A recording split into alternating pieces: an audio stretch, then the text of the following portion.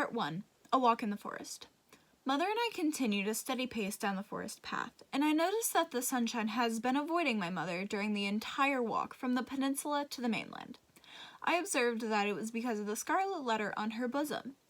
I revealed to her, "Mother, the sunshine does not love you. It runs away and hides itself because it is afraid of something on your bosom.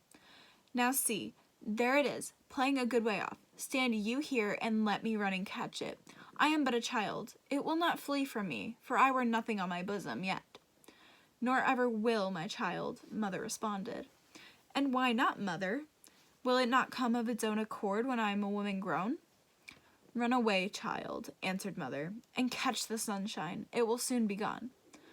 I am still extremely confused as to why I will not have a letter bestowed upon my chest as I grow older, but I sprinted ahead and caught the sunshine. I bathed in it for as long as I could, until Mother reached my current position. I stated blatantly, "It will go now." "See, now I can stretch out my hand and grasp some of it," she declared. But just as she did so, the light had vanished, just as I had predicted. Mother should really listen to me more often. I had a gleeful expression on my face to show Mother that I was indeed correct. And she just looked down at me, almost with jealousy. She looked down at me as if she was envious of my joy.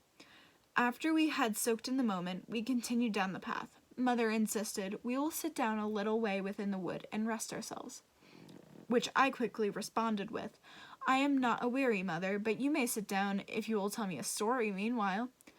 "A story, child?" said Mother questioningly. "And what about?" I then proceeded to ask her to tell the story of the black man that Mistress Hibbins had told me. This man who carried a book tucked under his arm. His book contained the names of thousands who had written their names in their own blood and left his mark on them. I then asked Mother, "Is it true, Mother? And dost thou go to meet him in the night time?"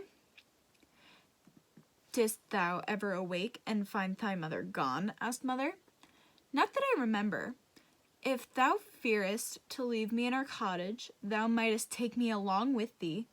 I would very gladly go. But, Mother, tell me now, is there such a black man, and didst thou ever meet him? And is this his mark?" I questioned. "Wilt thou let me be at peace if I once tell thee?" asked Mother. "Yes, if thou tellest me all." "Once in my life I met the black man," said Mother. "This scarlet letter is his mark." I knew it. We continued down the path once again and continued the conversation about the black man, which consisted of me asking many questions and Mother giving me half-hearted answers in return.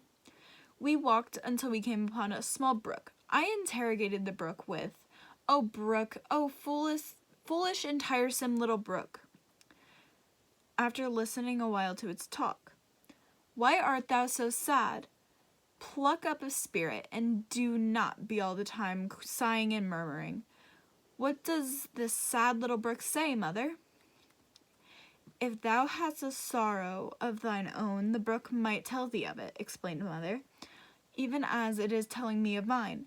But now, Pearl, I hear a footstep along the path, and the noise of one putting aside the branches. I would have thee betake thyself to play, and leave me to speak with him that comes yonder."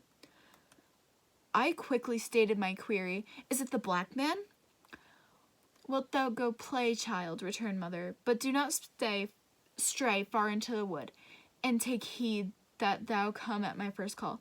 "Yes, Mother, but if it be the black man, wilt thou not let me stay a moment and look at him with his big book under his arm?"